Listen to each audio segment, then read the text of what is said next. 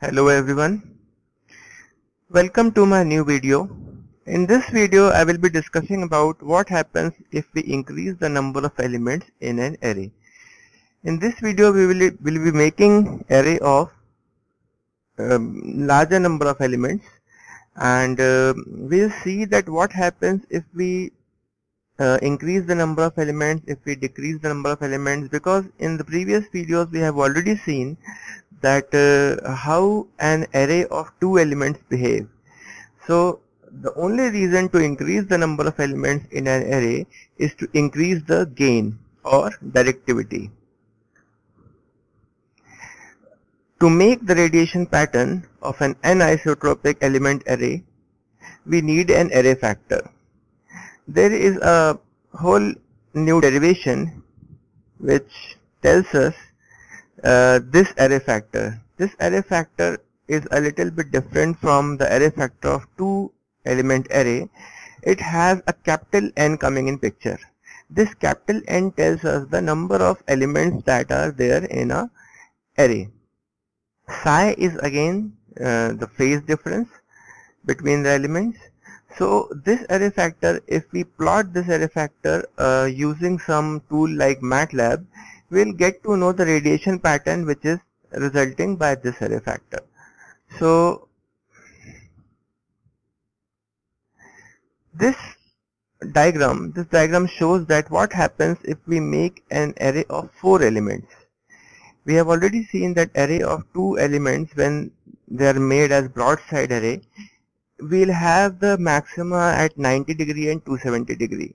But here we can see that the directivity is increased, although the maxima is still there at 90 and 270 degree directions, but the directivity is increased. The major lobe has become thinner. But what we can notice at the center, that there are minor lobes that are coming into picture. Minor lobes are the lobes in the radiation pattern that are obviously undesirable because they tend to distribute or divide or waste the supplied power to the antenna. So as we increase the number of elements from 2 to 4, we are seeing that the minor lobes are increasing.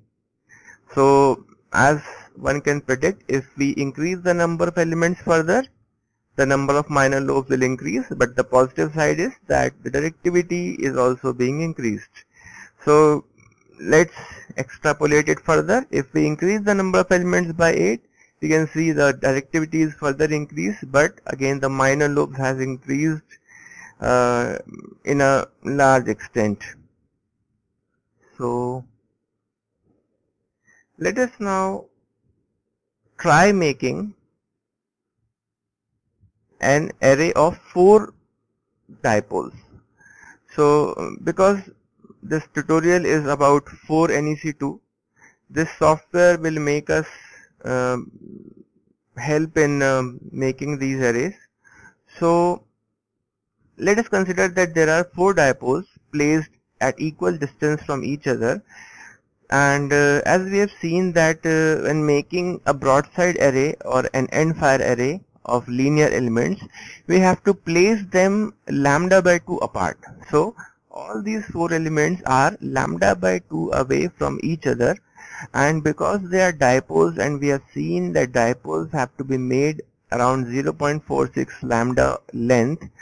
So this is the overall picture of what will happen if we make an array of 4 elements. I have numbered these elements for our convenience. So let us discuss what would be the positions of these elements. In 4NEC2, the positions are denoted by starting coordinate and the ending coordinate. So if we talk about the antenna number 1, we can see that this antenna, if it is at a d distance from the antenna number 2, it should be d by 2 distance away from the center, which is at the origin. So because the length of the antenna is L, and we have to span this antenna from one half of the quadrant to the other half, we are making its length starting from L by 2 to minus L by 2. So it is going from L by 2 which is positive x-axis, to minus L by 2, which is going towards negative x-axis. And then d by 2 is why? Because we are taking the distance from the center. And z is 0 because we are trying to place this array on xy plane. Now talking about the second antenna element, because this antenna is just symmetrical about z-axis, so everything would be same as antenna number 1, but the sign will be changed. Which sign? The sign of this d by 2, because we are moving towards the negative quadrant. So the distance will be minus d by 2 and minus d by 2 at y-axis. And similarly, now antenna number 3, see this antenna number 3 is at a d distance from antenna number 1, but the distance, the coordinate that we put here should be with respect to the origin. So we have already seen that the distance from origin to antenna number 1 is d by 2, and the distance between the elements number 1 and 3 is d, so it will be d plus 0.5 d, so it will be 1.5 into d. So 1.5 d is the distance of this antenna number 3 from the origin. Similarly, again minus 1.5 d should be the distance of this antenna number 4 from the origin. So in this way we can see that it is very easy that the x-axis, which is telling us the length of the antenna, which is spanning the length of the antenna, is always from plus L by 2 to minus L by 2, where L is the length of the antenna, and D, the y-axis, which is telling us the distance of these elements from the origin and from each other, is changing because the distance of each element is changing from the origin. So we can see it is changed here accordingly, like d by 2 0.5 d by 2 1.5 d in this way. And we have already seen that this same setup can be used to make a broadside array as well as an end fire array. So let us switch to 4NEC2.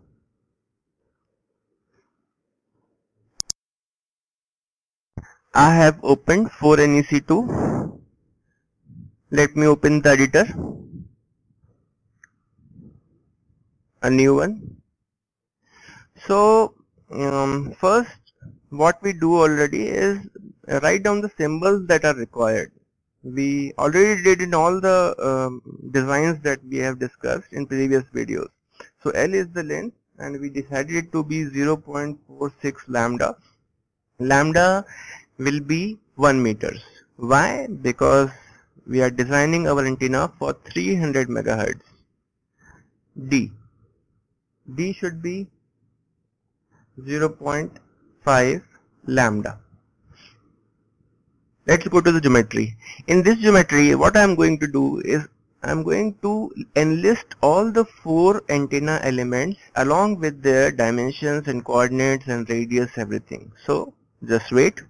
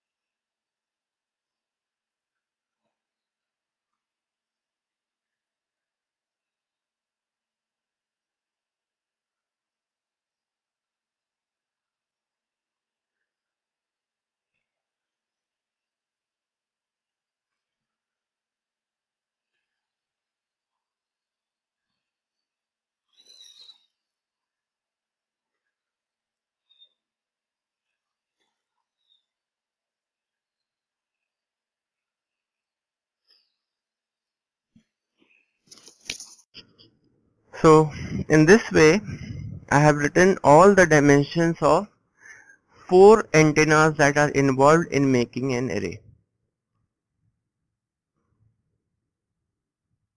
So now coming to the source load. See, these all the 4 antenna elements have to be supplied, and we know if we trying to make a broadside array, we have to give them supply which is at same amplitude and same phase. So let us give the supply.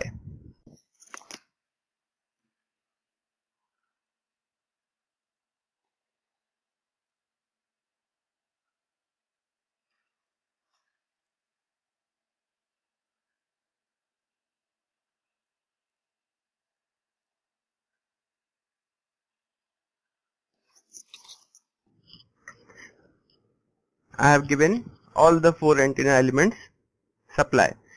So in my previous videos I have already discussed why we are giving these columns these specific values. For example, to revise it again, I will tell you that why these segments, all of them are 5. Why they are 5? Because all the number of segments in every antenna was 9, and because we wanted these antennas to be dipole antennas, and dipoles are fed at the center. So the center of the central element from 1 to 9 will be the 5th element. The 5th segment is the segment that we have chosen to give the supply. These tags must match with the tags of these antenna, because these tags will tell us that which supply is going to which antenna. Now coming to frequency ground tab, because we are designing everything for 3 megahertz, let us make this 3. This ground should be removed. Why? Because we are placing our antenna on the ground. So if we are placing our antenna on XY plane and XY plane itself is a ground, this whole setup will fail, because the antenna must not touch a ground. So let us make it a free space, and let's save it, run simulation, far field pattern, generate. See, first let us see here. Is this antenna array that we are expecting? Yes, it is. Why? Because there are 4 elements that we can see. They are approximately at same distance from each other, and again this radiation pattern is also open. Yeah, this view is the view that we were talking about in our theory, and this view is at phi is equals to 90 degree. In this view we can see that this antenna is having a major lobe on 90 degree and 270 degree, and there are minor lobes which are directing at about 60, somewhat 60 to 70, 50 degree, and here also. So this is the radiation pattern that occurs when we make an array of 4 dipoles. Let us see how this radiation pattern looks in 3 dimension.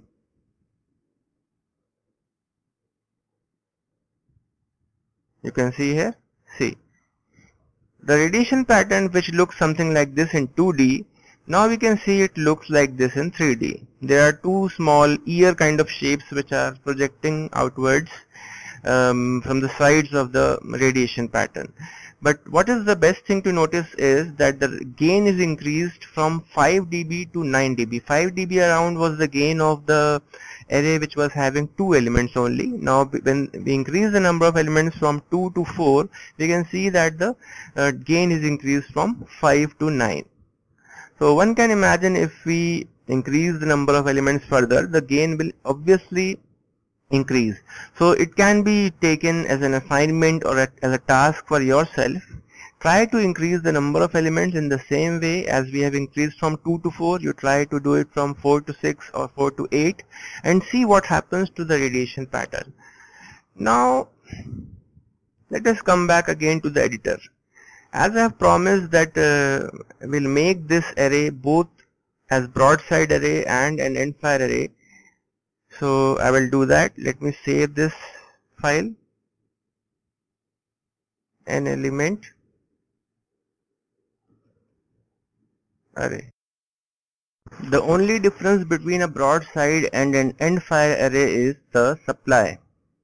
An endfire array must have a supply which is out of phase, means the adjacent elements must be out of phase from each other. So if you remember the numbering that we gave to these elements, this element was named as antenna number 1, this was 2. So 1 and 2 are the nearest element from the origin. Then this was 3, the positive quadrant one, and this one was 4. So we have to take care that none of the adjacent element must be in the same phase. So let us come to the geometry. we can see that antenna number 1 and antenna number 2 as well as antenna number 3, they are 1 and 3 are adjacent to each other, and 1 and 2 are also adjacent to each other. If we change the phase of antenna number 1 from 0 degree to 180 degree, we should not change the phase of either antenna number 2 or antenna number 4. So what I am going to do is change the phase of antenna number 1 and change the phase of antenna number 4, which is this one. So changing the phase of antenna number 1, which should be -1, and antenna number 4 can be given as -1 because these are not adjacent to each other. So doing this, let's save it and run the simulation again.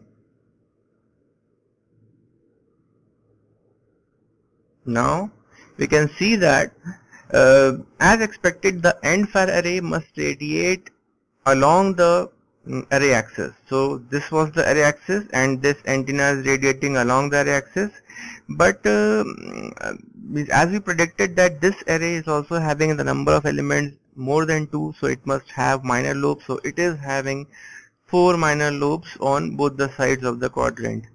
So again, let us confirm that how does it look like in 3 dimension. See, we can see that this is the view which we are seeing here. So this antenna is an end fire array with 4 elements. It has minor lobes at about 60 degrees somewhat this is, and then this is 120 degree, and these are 2 opposite angles. So we can see that these minor lobes are there, but again, as compared to the 2 element end fire array, the radiation pattern, the directivity is improved. It was around 4 dB in 2 element end fire array. Now it has changed to 6.9 dB. Again, here also, if we increase the number of elements from 4 to 6 or 8, we will see the significant increase in the directivity and the gain of this antenna.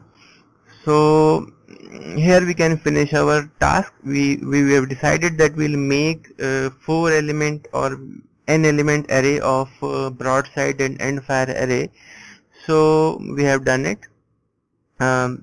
By following this video, I would expect you all to make arrays of larger number of elements and see what happens if you do it.